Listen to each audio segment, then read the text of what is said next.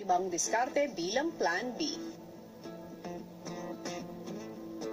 Si Maymay patuloy pa rin sa mabagal pero siguradong paraan ng paggawa ng tore.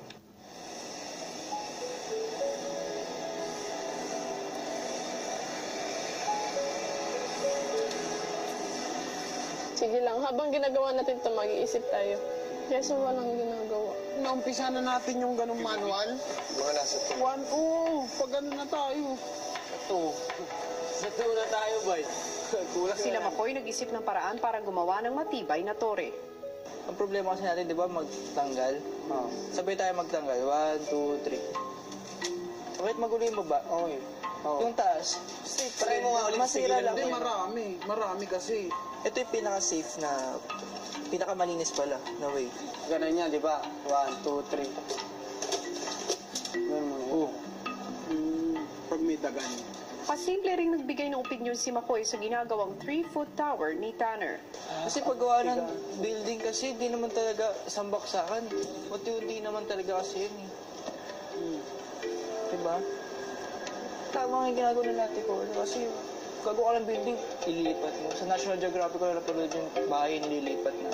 Dapat pa unti-unti. Unti-unti talaga. Sabi pa nga rin. Maya-maya pa kinabahan si Edward sa pag-alog sa ginagawang tower. Oh, Tanner! It's falling. It's falling. It's falling. I don't like it. Nothing. I put a stick on it. You did something. I didn't do anything. Why? What did you do? Sabi nila. Ewan, tinanong, Edward, ang gawa mo? Sabi ko, wala. For sure may ginawa ka. For sure may ginawa.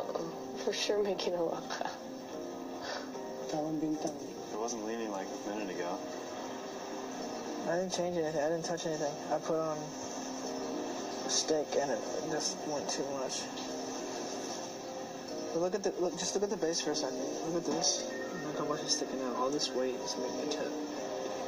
I feel like them spending so much time on that, they thought about how to move it first before making that. Like, I agree. Waste your time. You should be sure. Kung naninigurado pa si Tanner, si Jerome sinubukan na rin ang ginagawang tore. Pag ito, natsambahan natin ito, patok-tok. Go, Bes, go. Hawakan niyo ako sa bewang. Oo, go. Dandahanin mo lang, ha. Sige, Bes, go. Dandahan. Dito tayo. Yung huwag kang gagalaw. Yung gulaw. Dandahan, Bes. Hawakan mo ako sa bewang. Kailangan pa rin iurog pa rin ng konti. Yun! Bakla, tama na, bakla. Tama na, bakla, huwag mo nang galawin. Tama na! Maawa ka. Pero nang subukang alisin ang nakapulupot na tali sa tore, Tingnan mo na. Sige. Okay lang. Okay lang, at least alam natin na pwede siya itawid. Hindi naman Kung plano niyo pa yun, damihan natin ng tali yung kay Tanner. Natin ba kung gaano kabigat? Paano kaya yung tripit ni Tanner? susunod, ang tore nga ba ni Tanner ang susi para sa isang matibay na haligi? Sa pagbabalik ng PBB Lucky Season 7.